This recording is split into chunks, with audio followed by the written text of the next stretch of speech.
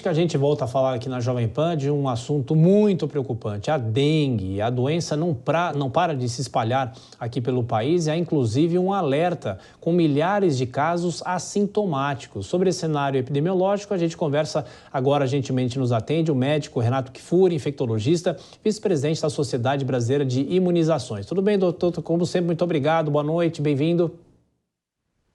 Boa noite, Thiago. Boa noite a todos os que nos acompanham na Jovem Pan. Sempre um prazer. Doutor, a gente se falou há pouco tempo e eu já começo perguntando e passando uma informação. O Brasil ultrapassou a marca de 500 mil de casos prováveis de dengue, com 75 mortes até agora. E o que chama atenção é essa história de casos assintomáticos, né? A gente ouviu muito falar disso nos tempos da Covid-19, mas eu pergunto como que a pessoa precisa saber e monitorar e com um caso assintomático, o que pode acontecer, doutor? Olha, a dengue é uma doença que tem essa característica também, Thiago. Muitos dos quadros, cerca de metade das infecções por dengue, se apresentam de forma assintomática, muito benigna. O indivíduo nem sabe que desenvolveu a doença, se infectou, desenvolveu infecção, na verdade, sem desenvolver doença clínica. Boa parte disso. Então, quando nós falamos em 500 mil casos confirmados, são casos com sintomas. A gente pode praticamente dobrar esse número de casos, porque as infecções devem ter ocorrido em bem maior número do que esses 500 mil.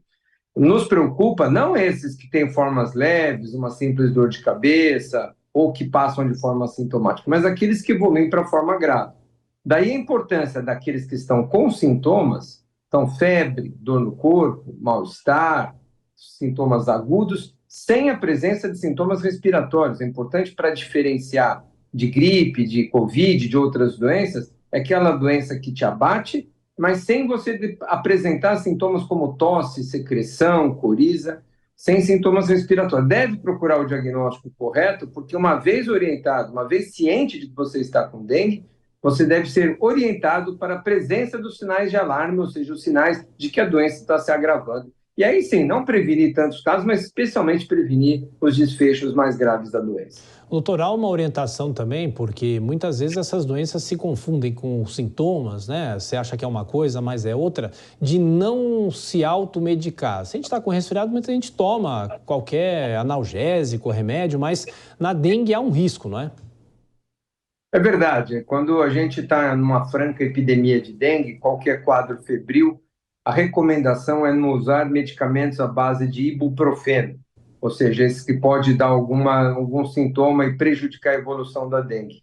O uso de dipirona ou mesmo de paracetamol é permitido na dengue, então isso a gente pode utilizar esses medicamentos para controle de dor ou de febre, que são os medicamentos, vamos dizer, de uso consagrado sem necessidade de prescrição médica. Doutor, eu queria perguntar sobre a testagem. Existe, claro, o teste, mas qual que é a frequência? Em que momento que a pessoa deve se preocupar com isso? Olha, existem alguns testes que podem ser feitos de maneira rápida, inclusive outros que demoram um pouco mais. O teste rápido, que nós chamamos, a pesquisa de uma proteína do vírus, a presença dela, chamada NS1, que identifica a doença dengue, normalmente ela é positiva depois de 4 a 5 dias de doença. Outros testes, a sorologia, os anticorpos, o PCR, demoram um pouco mais.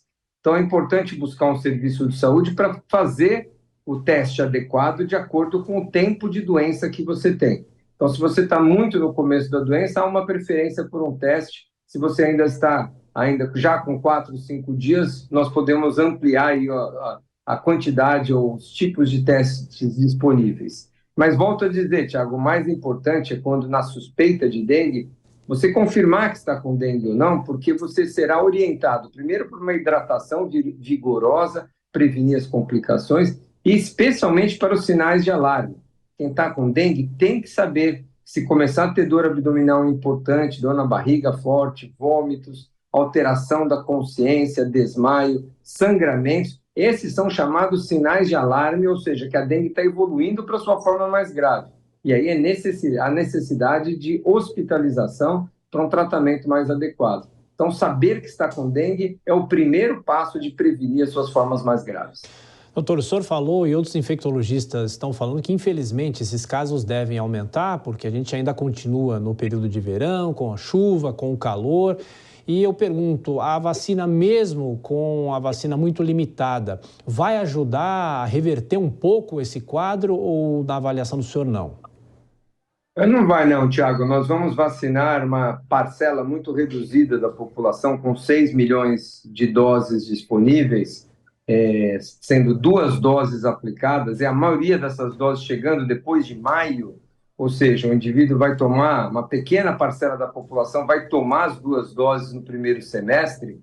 Isso não trará nenhum impacto no curto prazo para controle. Vai, claro, proteger o indivíduo que tomou a vacina, mas em termos de controle dos números da doença no país, não vai ter impacto nenhum. E na medida que nós terminarmos esse ano, começarmos a vacinar em 2025, talvez a gente comece a observar já algum impacto fruto da vacinação. Então, vale os cuidados com os criadouros, o uso de repelentes, não deixar a água parada no nosso quintal, nas nossas redondezas, mas o poder público fazer a sua parte. Muitos dos focos de mosquito da dengue estão em prédios públicos, estão em lixões a céu aberto, estão em esgotos maltratados. Então, nós precisamos todos, governos, munícipes e municípios também, todos atuarem juntos para o controle do mosquito. Sem dúvida. Todo o alerta é importante. Dr. Renato Kfouri, vice-presidente da Sociedade Brasileira de Imunizações, infectologista, muito obrigado pela atenção e pela gentileza. Um abraço, até a próxima.